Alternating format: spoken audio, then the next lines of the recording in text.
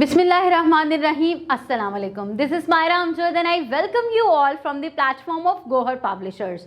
Our motto is redefining the geography of education through digital resources for conceptual learning.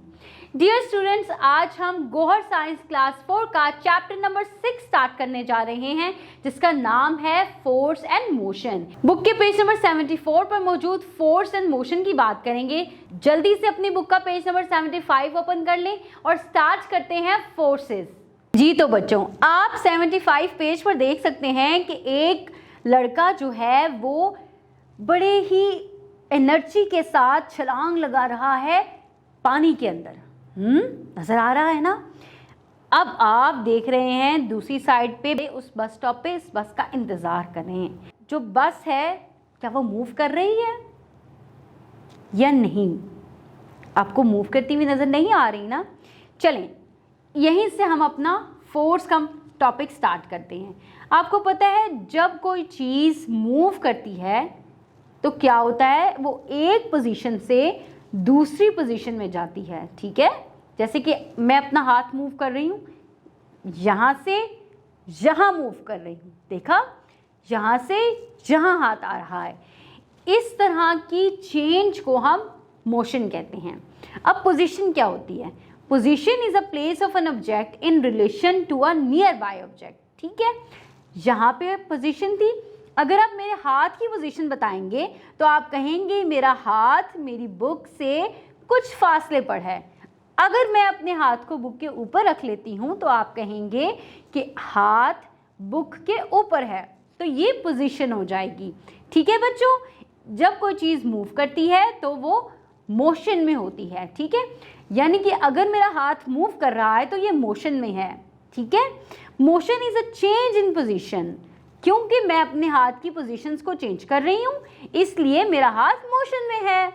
चलें, अब आपको अच्छे तरीके से समझ आ गई ना कि मोशन क्या है और पोजीशन क्या है।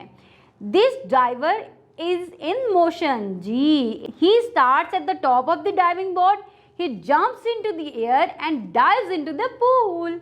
और यहाँ पे देखें, बस मूव नहीं कर रही क्योंकि वो एक ही जगह पर खड़ी है। अब अपनी बुक का पेज नंबर 76 ओपन कर लें। What makes an object move? किस तरह से एक ऑब्जेक्ट मूव करती है? Living things, especially animals, move on their own. ठीक है, यानी कि खासकर लिविंग थिंग्स जो हैं, एनिमल्स जो हैं, वो खुद से मूव करते हैं। But non living things can not move on their on. जी, नॉन लिविंग थिंग्स खुद से मूव नहीं कर सकती। नॉन लिविंग थिंग्स को मूव करने के लिए फोर्स की ज़रूरत है। कभी आपने देखा है कि कोई चेयर खुद से मूव कर रही हो? नहीं ना। कभी आपने देखा है कि कोई किताब खुद से एक जगह से उठ के दूसरी जगह आ जाए? नहीं ना। आपको फोर्स लगाना पड़ता है, जाना पड़ता है, एनर्जी लगानी पड़ती है, फोर्स लगा के किसी किताब को उठाकर दूसरी जगह पर लाना पड़ता है। जबकि आप या कोई भी एनिमल, कैट है, डॉग है, वो खुद से मूव करता है। तो बस हमने यही सीखना है इस चैप्टर के अंदर। अब आपने क्या करना है, एक्टिविटी देखनी है पुश और पुल की। Put a toy car on the floor. ठीक है, think the way you can move it. किस तरह से मूव कर सकते हैं?